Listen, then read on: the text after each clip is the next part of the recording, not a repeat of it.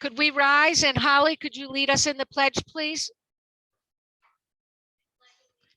To the flag of the United States of America and to the republic for which it stands, one nation, under God, indivisible, with liberty and justice for all.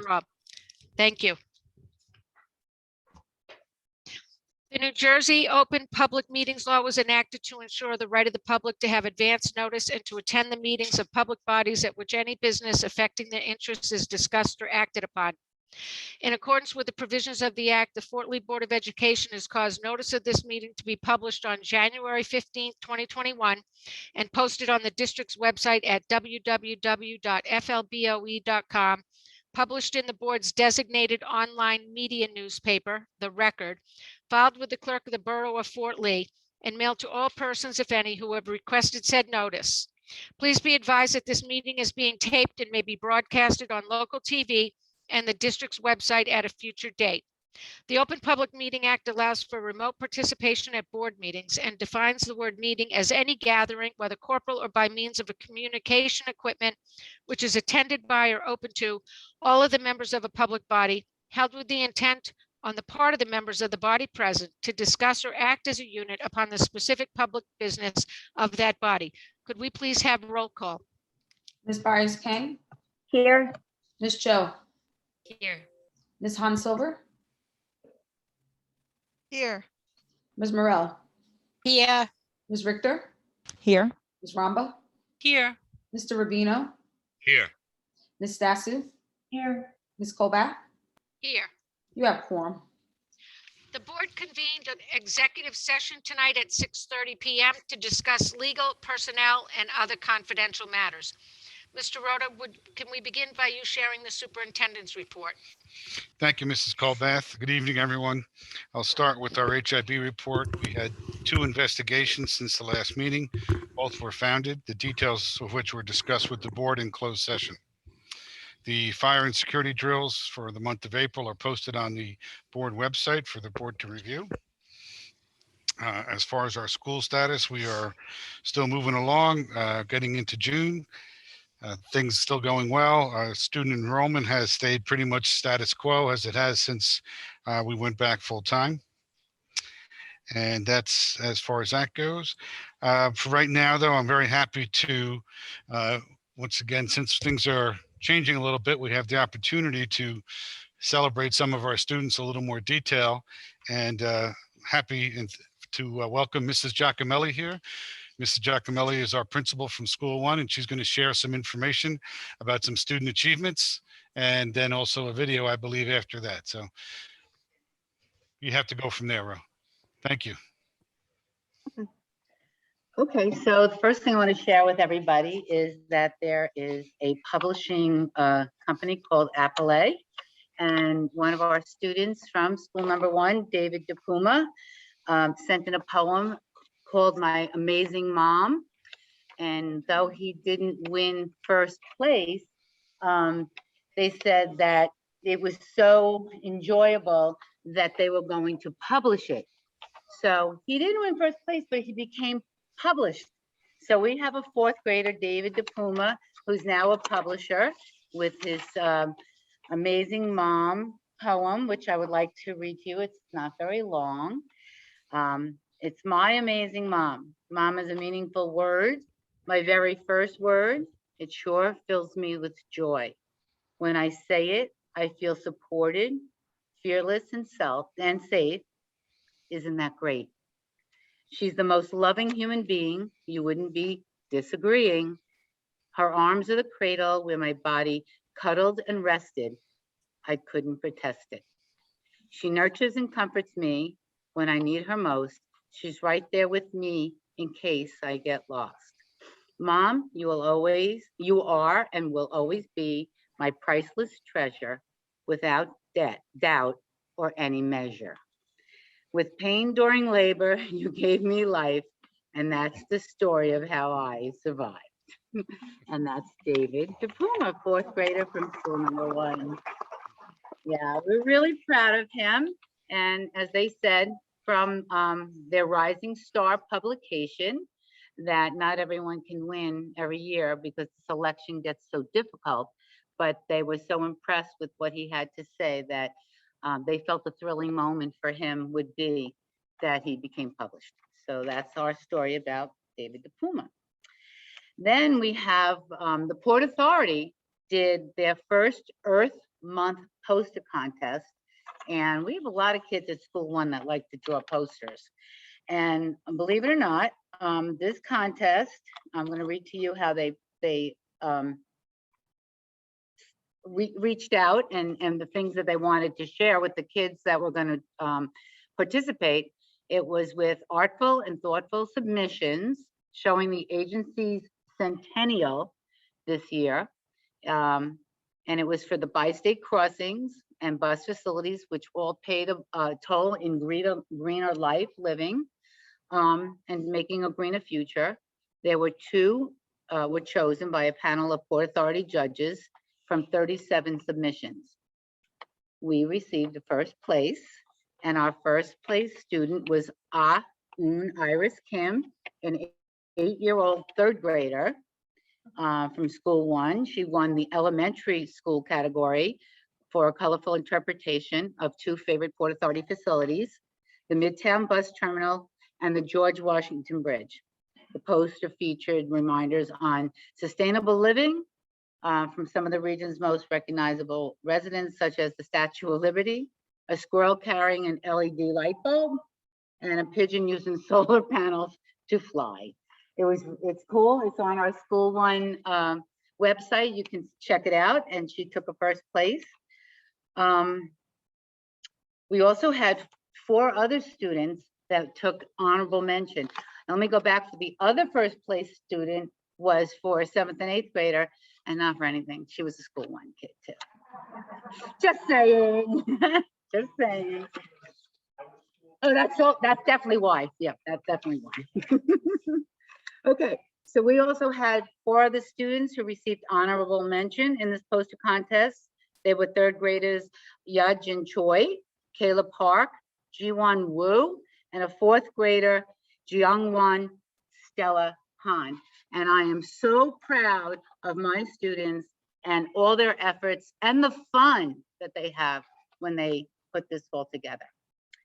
Okay, so that's all I have to say about what's happening in the art area. So you wanted some entertainment. It won't be too long, but our 4th grade, Miss Marcelli and Acetta's class did a 50-state song and represented themselves. And here it is. You got it? That's it. All right. Is it going up there? Yeah, throw it up there. Oh, okay, do you all have it? Okay. All right. Well, not yet. You see it? We see it. Yes, but Okay, you have I'm to gonna- share the sound. I'm sharing the sound. I'm gonna start now. Give me a thumbs up when you hear it. 50, 50, United States from 13 original colonies. 50, 50, stars in the flag that billows so beautifully in the breeze. Each individual state contributes a quality that is great. Each individual state deserves a bow. We salute them now. 50, 50, United States from 13 original colonies. Shout 'em, scout 'em, tell 'em about 'em, one by one, till we give another day to every state in the USA. Alabama, Alaska, Arizona, Arkansas, California, Colorado, Connecticut, Delaware, Florida, Georgia, Hawaii, Idaho, Illinois, Indiana, Iowa, Kansas, Kentucky, Louisiana, Maine, Maryland, Massachusetts, Michigan, Minnesota, Mississippi. Illinois, Montana, Got some rookies in there. Nevada, New Hampshire, New Jersey, New Mexico, New York, North Carolina, North Dakota, Ohio, Oregon, Pennsylvania, Don't laugh at me. South Carolina, South Dakota, Tennessee, Texas, Utah, Vermont, Virginia, Washington, West Virginia, Wisconsin, Wyoming, North, South, East, West, and our common collective opinion. New Jersey is the best of the 15 nifty United States from 13 original colonies. Shout 'em, tell all about 'em, one by one till we give a day to every state in the good old USA.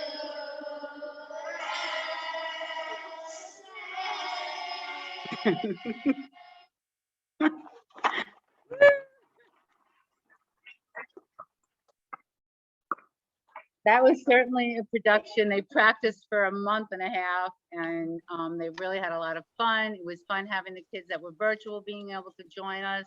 So 4 MA, 4 AM, 4 AMT. Awesome job. Congratulations. You make me proud. Okay, thank you. Thank you, Mrs. Giacomelli. We appreciate you being here and sharing all that with us. Well Feels good. done. Well done. Yes, I agree with you. Hopefully next time we'll all be in the same room doing it for real. That's always going to be our goal. So thanks again. And thanks to all those students and teachers at School One for putting that together for us. We appreciate that. It's always good to see what's happening in the buildings. So next, I had asked Mrs. Baker to do a little overview of our summer learning program that we're putting into place and sharing that. So Mrs. Baker. Thank you, Mr. Rhoda. It's going to be really hard to follow Mrs. Giacomelli, but I will do my best. So I'm very pleased to share some information about our Summer Bridge Academy. It's the summer learning program that we will be offering this summer. This summer program is being offered to students who are currently enrolled in grades K through 8. Students are being identified based on academic need. We are using multiple sources of data to identify students for this program, such as our district benchmark assessments. That's our STAR and our Fountas and Pinnell benchmark assessments, report card and quarterly grades, as well as teacher recommendation in collaboration with the building principal. The program will run from July 6th through July 30th from 8:30 to 12:30 p.m. Start and end times will differ slightly based on the grade level. Students enrolled in our kindergarten through 3rd grade classes will attend the program at school number 4, and students enrolled in our 4th through 8th grade classes will attend the program at the Lewis Cole Intermediate School. Instruction will be provided primarily in literacy and math. However, we do recognize that it is summer. And to incorporate some fun, we will also be offering enrichment activities in music for our K through 6 students, as well as STEM and physical education activities for all students. Offering these additional experiences will also allow us to integrate literacy and math skills in an engaging way. The program will also address student mental health and wellness. There will be counselors available to lead social emotional exercises with students throughout the course of the week. Last thing I will say is that I'm very happy to report that our Summer Bridge Academy staff is very dedicated and motivated, and we are extremely thrilled to be able to offer this learning experience to our students. So that's the information that I have, Mr. Rhoda. Thank you, Mrs. Baker. Are there any questions from the board regarding the program? How Mike, many hours a day, how many days a week, and for how long? Maybe I missed it. It's 4 hours a day, Uh-huh. 5 days a week, with the exception of the first week, because it will be from Tuesday through Friday. So it is 19 days for 4 hours per day. That's a lot of time. Good. Thank Jolene? What if you're not identified by the administration and you want your child to go just to get, more academic work because they fell a little bit over the year with COVID? Mhm. So at this time, we are identifying students first because we do not have an unlimited amount of staff. And also we want to ensure that we are maintaining our protocols. However, I do want to say that this is not the only program that we're going to be offering to address the learning loss or learning acceleration, as I like to call it. We're also planning to offer tutoring during the school year. And we will also continue to make available the same services to students that are in need of instructional support through our BSI, our Title I, our Smart Readers programs, just as we always do. Okay, so if a child wants to come and they're not identified, they can't? Well, at this time, what I will say is if there is interest, you can reach out to the building principal. And as we select students and if there's space available, then we can go based on a wait list. And what is the exact criteria? They have to be doing poorly, they have to be doing less than they were in the past. How do you identify these kids? So we're identifying them based on their performance on our district-wide benchmark assessments, based on their grades. And again, based on teacher recommendation, based on the teacher observation during instruction, in conjunction with whatever is discussed with the building principal. Got it. Thanks. Sure. Elisa? Actually, I just wanted to ask in terms of, I guess, finances, how are we paying for it? And then also, if you recall from NJSBA annual workshop there, I remember I had forwarded an email, I think it was Feb Tutor, Yes.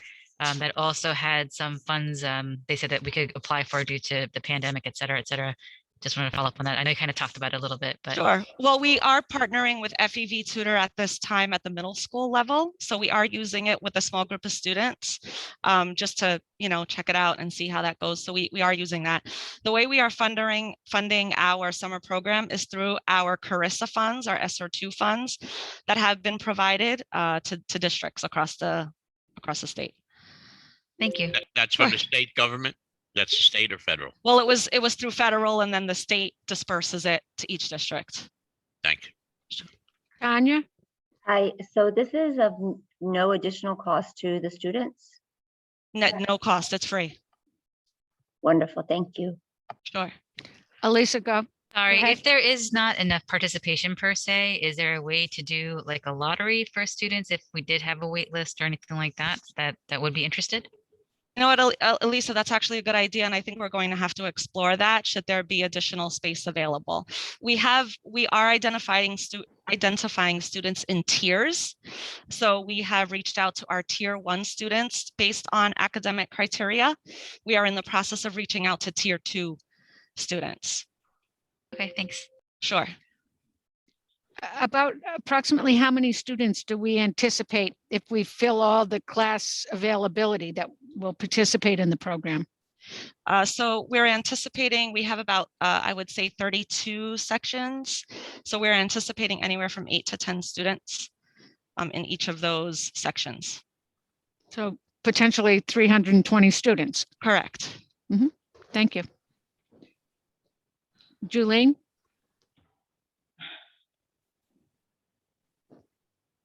I guess I'm unclear as to how, I can't get past the fact that, like, if you have a student who's a straight A student and then falls and gets B's or C's and is not really getting the, not doing well, that you're identifying, you're basically saying kids that are not reaching the benchmark are entitled to this. But what about the kids that are falling through the cracks that are, that have done well and now are falling and in their level, they're below what they were. Are we just forgetting about them? I don't agree. I need to know what we're doing with those kids. Tutoring is not an answer for me in the fall. We have to figure something out for these middle tier kids that are not going to be up to par in September when we go back. I think parents need a better answer than tutoring. And it doesn't have to be discussed now, but it's weighing on my mind. I understand. And I think this is this is the topic, right? This is what all Yep. districts are talking about, and everyone's concerned about it. We are concerned about it, and we are having conversations about this as far as the services that we can provide to all students that need something. And I think this is great. I just think there needs to be more, you know, and I don't have the answers either, but I think, you know, that's, like you said, the topic. Yeah, no, it is. It is. And it's something that's weighing on all of our minds. And as we, as we move forward in our planning and as we identify, as I said, we're identifying students in tiers, right? And as more spaces become available, we will certainly invite those students. And then we will obviously have conversations moving forward, how to best serve the needs of the population that you mentioned, Julene, whether it be what we do every day in the classroom, teachers offering extra help before or after school. There are services available to the students that are in need of that support. So, but you're right. And we will be talking about it. Thank you so much, Diane. Any other questions? Can I ask what the approximate cost is and what was the total of our ESSER funds? So what else do we, what is the amount that's like Sure. unallocated from the ESSER? So ESSER was divided into 3 different funding options, 3 different funding allocations. I'm sorry. So we were awarded $1.48 approximately $1 million in ESSER 2 funds, $95,000 for a learning acceleration grant, and $45,000 in mental health costs. That was, I believe those funds were approved at the last board meeting. And the overall cost of this is going to be, if I just go based on staffing, I would say approximately with the teachers that we had applied that are interested in working the program, anywhere from, and I'm really ballparking this because I don't have the exact amount in front of me, but I would say around 150, and when you add material costs, anywhere upwards to $200,000.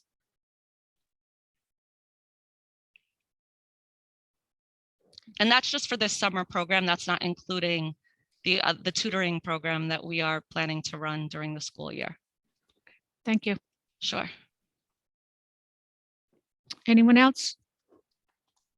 Okay, thank you, Mrs. Baker. Right now, I had asked Ms. Taylor to prepare an overview of our capital projects moving forward and kind of give you a status of what's happening with that. As you all recall, we had some delays even in last year's projects due to the DOE office being slightly delayed. Our applications were delayed more than 6 months. We did finally receive approval, so I thought it'd be a good time to kind of catch up on everything. So, Ms. Taylor, whenever you're ready. Yes. Can you see the capital projects screen? If you can, just Yes. thumbs up. Okay, great. So I figured I'd share the actual projects for the 2020-2021 year so that you can, so your memory can be jogged as it relates to what projects we had planned for and those costs. So I'll go in order. School 3 security vestibule completion is done. That was done pretty early in the school year. Portley High School window replacements. I'll do that along with School 1 window replacements. Those submittals have been released. What submittals are is the contractor presents to the architect the various shop drawings, specifications for the windows, etc., to the architects. Our architect of record is E&V for their approval. The architects, of course, are architects of record, and so they represent the school, so they make sure that all the submittals or all the products are in line with the design. And so the architects have signed off for high school windows and School 1 windows as it relates to those submittals. Panoramic was the awarded vendor or contractor for both window replacements, and we received confirmation from the manufacturer to manufacture the windows for an early July production and end of July delivery for the high school windows, and a late June production and a mid-July delivery for the School 1 windows. And as Ken mentioned, these submittals and production, et cetera, have been delayed due to a couple of things. One, our approval down at the state level. As Ken alluded to, we did receive approval on 426. So about a month ago. And so we've been kind of rocking and rolling since then. But also, as you might imagine, lots of contractors are trying to do projects in the summer. And so there's also, a delay as it relates to production, et cetera, of supplies in general. So that's the high school windows and school one windows. The Fort Lee High School locker replacements is, Ken would like to say 79 point something % complete, but it's around 80% complete. It is on schedule to be completed by the end of June. The Fort Lee High School cafeteria AC installation is currently out to bid. So we have advertised, basically advertised for contractors to bid on that project. The bid opening will be on June the 17th. We do have a pre-bid meeting on June the 7th, where we actually bring in all interested, well, we don't bring them in, but it's open for any interested contractor to come and ask questions before they prepare their bids. So that's the high school AC installation. The middle school AC installation, the submittals again have been released, meaning the contractor has submitted that information to our architect of record. Our architect of record ENV has signed off. Material has actually been delivered to the contractor and is sitting in their warehouse, kind of just waiting, ready to go, which will happen as soon as school is done. The contractor will be submitting the plans and the letter to the building department. They did that a couple of weeks ago. So we're on schedule for that. And then the last two that you see are the school 1 and school 4 field renovations. The school 4 renovation, we are scheduled to begin the week of July 6th. So as soon as school ends, and that bid was awarded a month and a half ago. The school 1 full field renovation, you may remember, has been bid, we put out to bid twice. We did so because the first time the bids came in over budget. The second time they came in over budget as well. And so what the purchasing laws allow us to do after 2 over bids or overpriced, over budgeted bids is to negotiate. So we were able to successfully negotiate a price with VNK, which you will see on tonight's board agenda, item 3, B and G. And we're excited to say that we will be able to complete that project, including one of the alternates, at a price of $181. The additional funds, as you might see, the Field 1 renovation, we budgeted $125. However, the Field 4 renovation came in much under budget. So we are happy that we're able to actually complete the School 1 field renovation with the negotiated price. Are there any questions?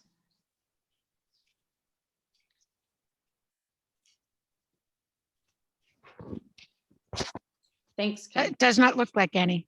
No, okay. Thank you, Ms. Taylor. Appreciate the information. If the board members do have questions, you can always reach out to us and ask us if something strikes you later on. That's all I have, Ms. Colbeth.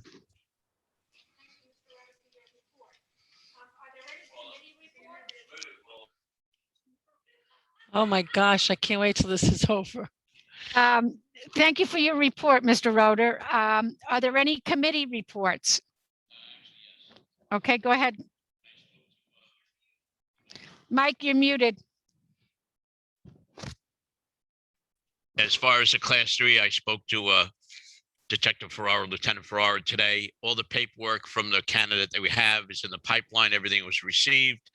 Now it's just going to be a process. I'm assuming we should have, if everything goes well with the chief and with either Ken or the interim, we should have at least one class 3 officer inside the school by September. That's it. Anyone else? Thank you for your report, Mike. Do board members have questions or comments on tonight's agenda or any other topic? Go ahead, Kristen. I would just like to ask that with the constant changing of guidelines from the state, I know this is probably a sensitive topic for some families, that we do everything in our power to get one graduation ceremony going instead of split ceremonies for each. The guidelines keep changing, so hopefully we can work that out in some way soon. I 100% behind that one. I agree, except we need to have rain dates, because if we have to move inside, then that poses an issue. because there's a limit. And we would have to limit people coming. So that's, I think, a big issue to consider.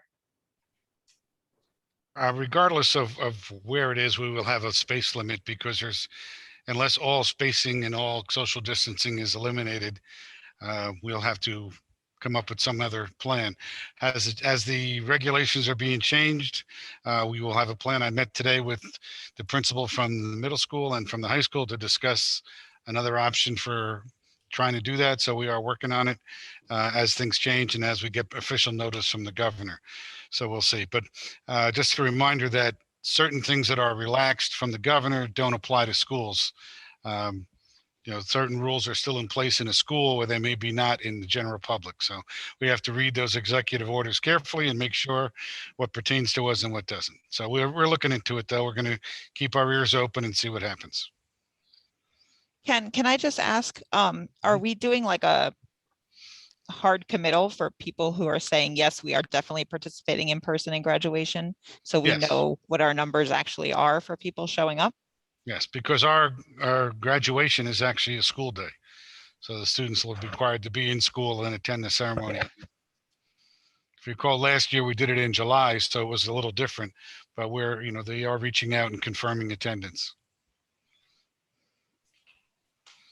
And then I guess my last question is, I know the school, like the indoor things, but outdoor, it still applies to schools too?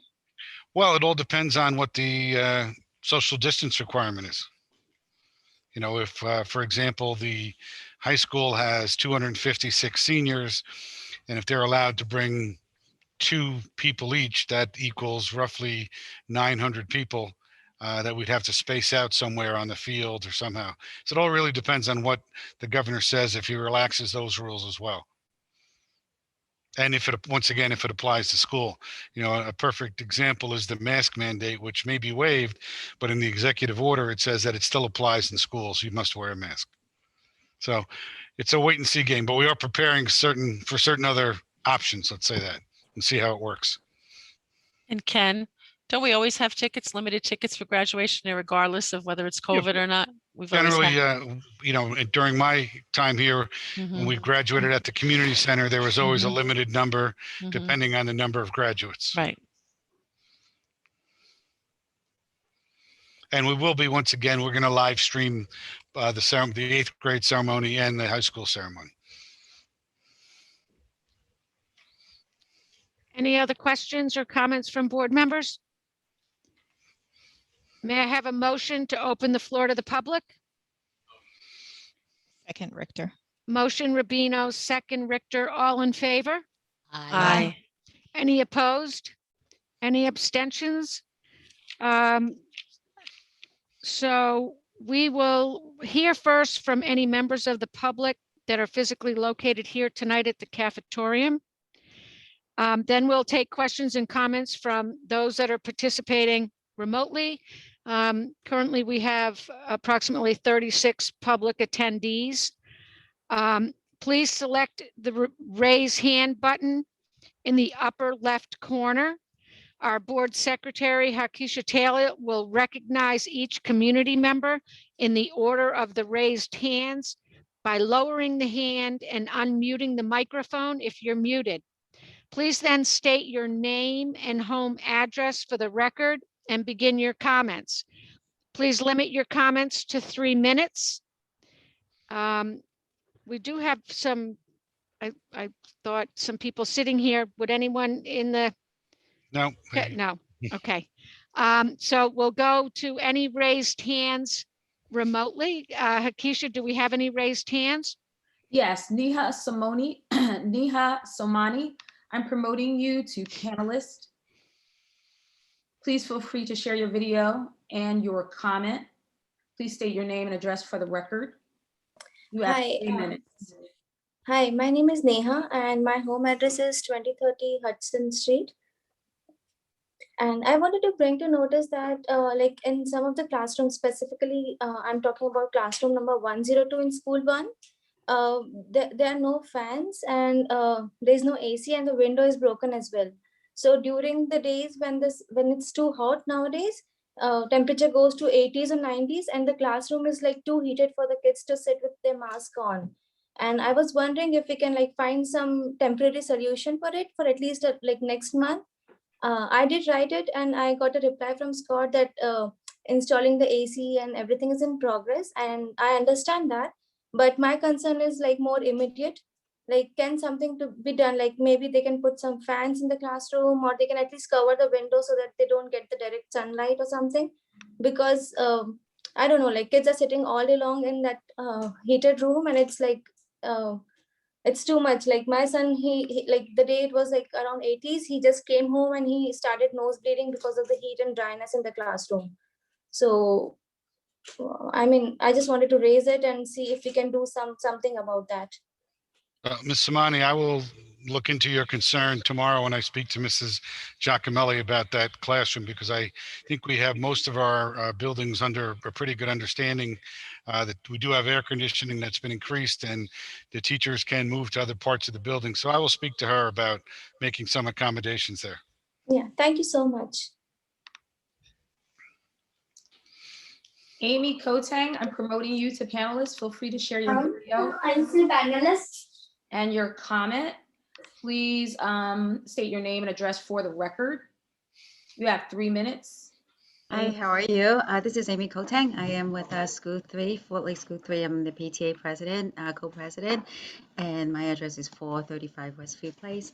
I just want to thank the board. When I first became an active parent, it was exactly because of the heating and air conditioning issue that had brought me to in front of you to advocate for our children, for a teacher.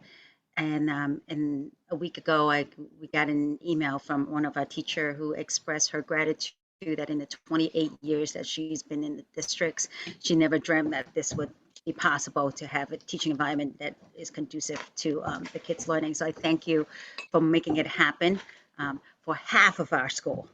So, so if you are lucky and you are in the north half, you have air conditioning, and that's the third grader, the fourth grader, and the first grader, and some of the second graders. We still have the other wing of the building, which are where all the kindergarten, the 3 kindergarten classes, the 2 second grade classes, and the special classes are situated that are still without air conditioning. And this was, I believe my kids entered the Fort Lee School Districts in 2017.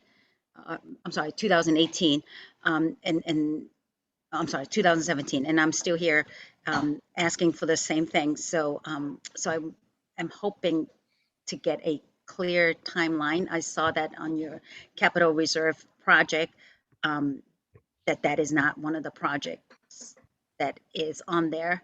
So I was wondering what happened, and is it a separate line item that will get addressed?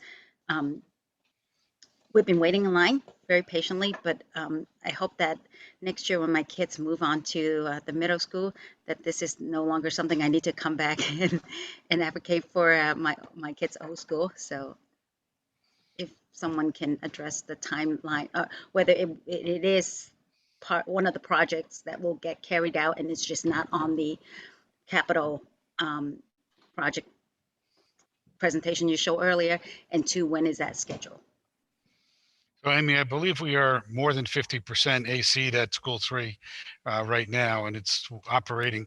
What Ms. Taylor talked about was the plans for the 2021 school year, those capital projects. The 21-22 capital projects, I believe, do include additional air conditioning at schools 1 and 3. So we do have a plan to complete the project. We're going to keep moving forward as we're doing right now, and making good strides. Understood. Is it going to be a 2021 school year, or is it going to be a 21-22 school year Well, project? it's the 21-22 school year. So once the school year starts, we'll start doing the work we need to do to prepare for the project. You know, the goal, it's always about timing. We submit things when they get returned. So the goal will be, you know, as soon as possible. We just ask that if you can keep us informed of the timeline. Well, it's in the, that means- it was in the budget presentation for 21, 22.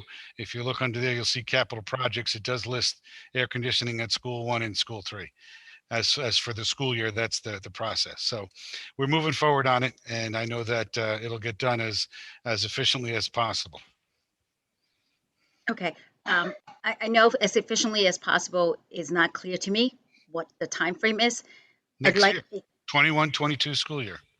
fall, spring, summer. It's So, tough. so part of our challenge, Amy, Ms. Kotang, has been down at the state.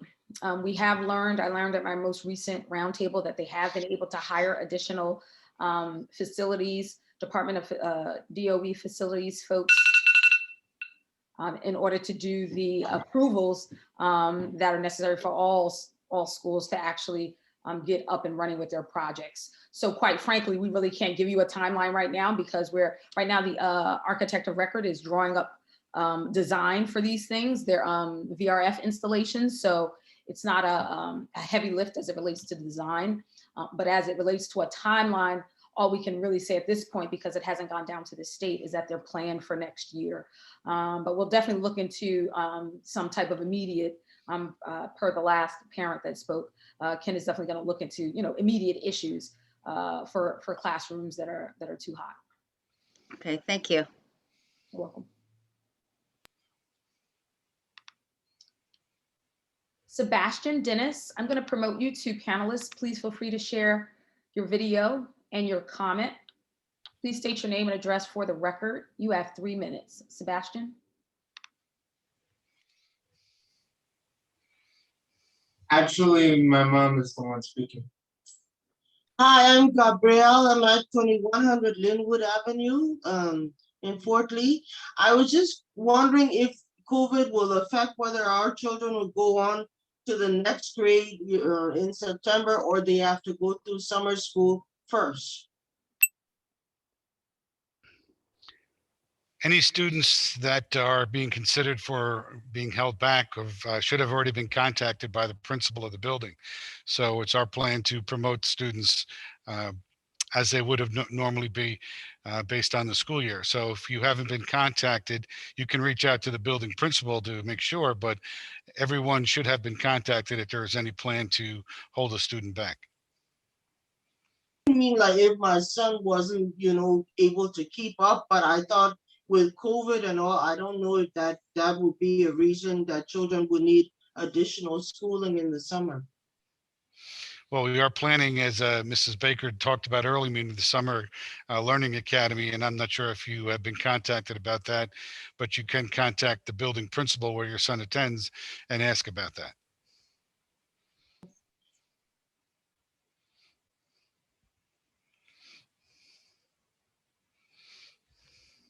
Thank you. President Colbath, I no longer see any raised hands. So may I have a motion? Second, Ramba. You're muted, Paula. Motion Rubino, second Ramba. All in favor? Aye. Any opposed? Any abstentions? So let's move on to the resolutions.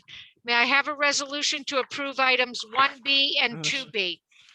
Motion, Ramba. Second, Richter. Motion Ramba, second Richter. Roll call, please. Ms. Joe? You did.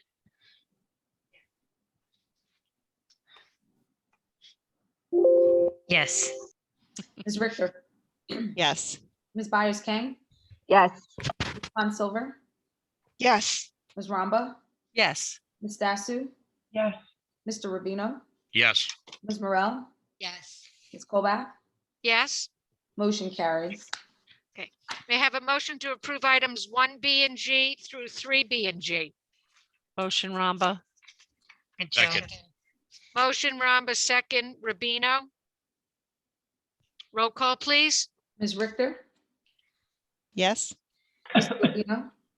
All right, are we including 3B and G or no? It's just 1B and G That's- through 3B and G, okay, yes. thanks. Yes. Ms. Byers-Kang? Yes. Ms. Ramba, Yes. Ms. Han Silver, Yes. Ms. Morel, Yes. Ms. Stasu, Yes. Ms. Cho, Yes. Ms. Colback, Yes. motion carries. May I have a motion to approve items 1F through 12F? Motion. Second. Second. Motion Hans Silver, second Richter. Roll call, please. Ms. Han Silver, Yes. Ms. Ramba, Yes. Ms. Cho, Yes. Ms. Byers Kane, Yes. Mr. Rubino, Yes. Ms. Morel, Yes. Ms. Stasu, Yes. Ms. Yes. Richter, Yes. Ms. Colback, Yes. motion carries. May I have a motion, please, to approve items 1P through 11P? Motion Morel. Second Richter.